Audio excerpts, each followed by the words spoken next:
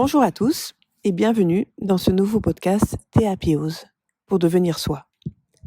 Alors aujourd'hui c'est un peu particulier parce que ça fait bien longtemps que j'ai pas pris le temps de faire un podcast parce que les aléas de la vie font que j'étais sur un nouveau projet et plutôt que de perdre mon temps et de faire comme on fait presque tous, cette procrastination au quotidien de dire je le ferai demain, ou alors on fait dans plusieurs projets en même temps, ce qui fait que ça avance pas, ou alors on repousse, on n'a pas trop envie, donc on perd beaucoup de temps parce que ça avance pas.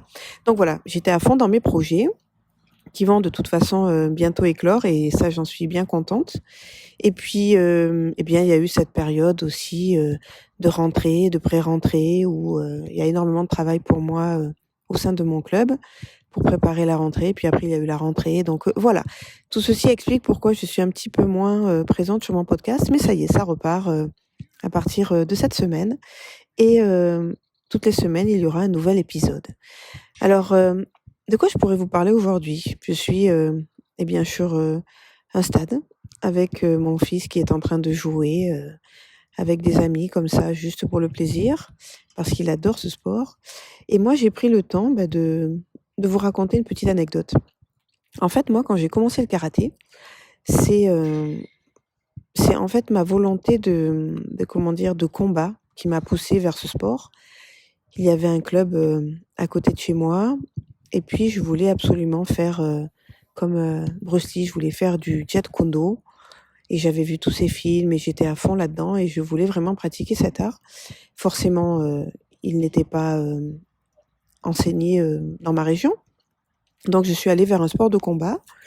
Et se fait-il que j'ai adhéré au Yusekan Budo par le maître Mochizuki. Et puis, quelques années après, je suis allée m'investir complètement et totalement dans le karaté sportif pour faire ma carrière. Et puis après, en passant mes diplômes pour enseigner, j'ai voulu malgré tout continuer à apprendre et à transmettre, surtout parce que j'ai une passion pour l'enseignement. J'adore pouvoir retranscrire ce que j'ai appris, ce que j'ai compris et faire gagner du temps et de la compétence à mes élèves et leur transmettre tout ce que j'ai compris à travers la compétition pour que dans leur vie de tous les jours, ils puissent aussi s'épanouir. Pas seulement sur un tatami avec une tenue, un kimono. Parce que quand on met justement ce kimono qu'on enfile, c'est un peu comme si on mettait un costume de super-héros ou qu'on se mettait dans un nouveau moi, j'ai envie de dire. Et c'est vrai que je me rends bien compte que le karaté, l'enseignement, ça permet aussi de travailler sur le développement personnel. Et aujourd'hui, j'ai plusieurs activités dans mon dojo. Et c'est vrai que je n'enseigne pas que le karaté, puisque je fais plein d'autres choses.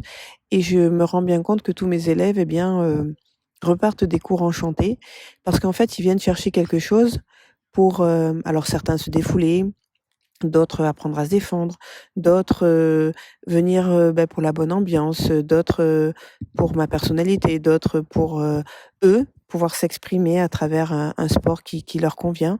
Donc il y a beaucoup de sources de motivation et c'est vrai que c'est important de comprendre que si vous faites pas quelque chose parce que vous en avez envie, parce que au plus profond de vous ça vous fait plaisir, c'est pas la peine de le faire.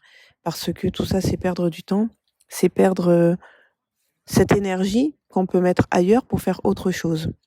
C'est ça qui est important. Aujourd'hui, je voulais vous faire comprendre que vous avez un paquet de cartes dans les mains. Alors des fois, ce paquet de cartes, la mêlée qu'on nous a donnée, elle n'est pas terrible. Et en fait, on a des cartes avec aucune symbolique pour nous, aucune source de motivation. On ne sait pas quoi en faire, on ne sait pas comment les mettre en harmonie entre elles pour pouvoir aujourd'hui s'épanouir avec ce jeu-là. Parce que chaque jour, j'ai envie de dire, les cartes sont redistribuées et chaque jour, on vous donne un nouveau potentiel.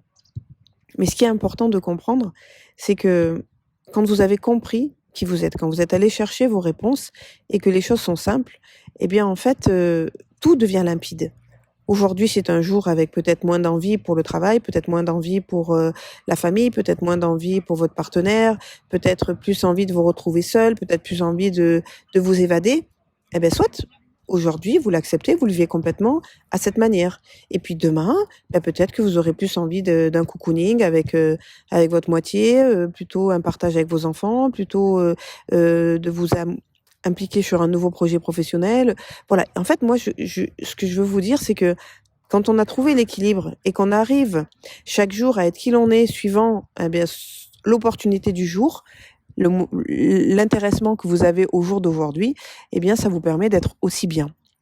Et il pleut, c'est pas grave, ça sera une journée sans soleil, mais elle sera aussi une belle journée. Et puis le lendemain, c'est un soleil tout feu tout flamme, eh bien c'est très bien aussi parce que ça fait du bien, voilà, de vivre cette journée de cette manière-là. C'est ça qui est important, c'est de comprendre qu'il ne faut pas toujours vouloir contrôler les choses, les maîtriser. C'est plus, comment dire, dans le fait de... Alors, se lâcher prise, moi, c'est un mot qui me dérange un petit peu parce qu'on l'entend aujourd'hui sous toutes les formes et qui a plusieurs non-sens, à mon avis.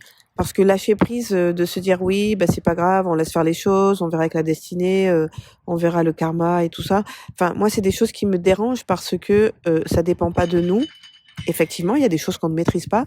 Mais par contre, si on ne va pas vers l'objectif vers lequel on a envie d'aller, ou si on met pas en action, ou on se donne pas les moyens de faire quelque chose, on peut toujours attendre que ça arrive de la destinée ou du karma, grand bien vous fasse, mais vous allez attendre longtemps, quoi. Donc c'est plutôt ça. Quand moi je parle de lâcher prise, je parle de accepter que à ce moment-là précis, vous aviez une idée en tête et que vous vouliez la mettre en place et que ce n'est pas réalisable. Donc je lâche prise parce que je peux pas faire aujourd'hui, mais ça ne m'empêche pas de le refaire demain. Voilà, pour moi c'est ça, l'état d'esprit qu'il faut avoir, d'être toujours dans le fait d'avancer. Et même si parfois on avance avec des mini pas de fourmis, on avance. Et le fait de reculer, en fait, c'est pas reculer, c'est rester sur place.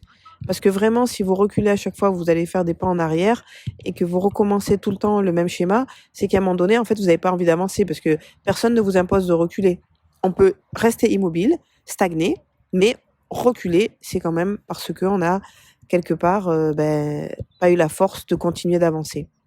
Voilà ce que je voulais vous dire en regardant mon fils jouer au foot, qui s'éclate, il court dans tous les sens avec son ballon de foot. À chaque but qu'il marque, il fait une célébration. Tout seul, il est, dans son délire. Vous savez quoi? Moi, ça me fait plaisir de le voir heureux aussi. Même si peut-être que son rêve sera inaccessible.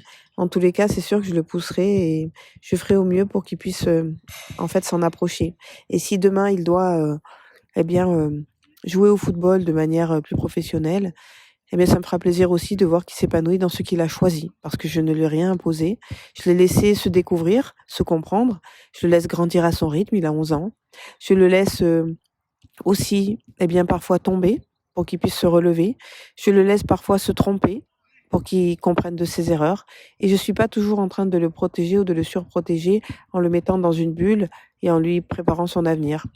Certes, il aura peut-être plus d'avantages que certains pour commencer, parce que je me suis donné les moyens et que j'ai qu'un enfant et que c'est beaucoup plus facile à assumer.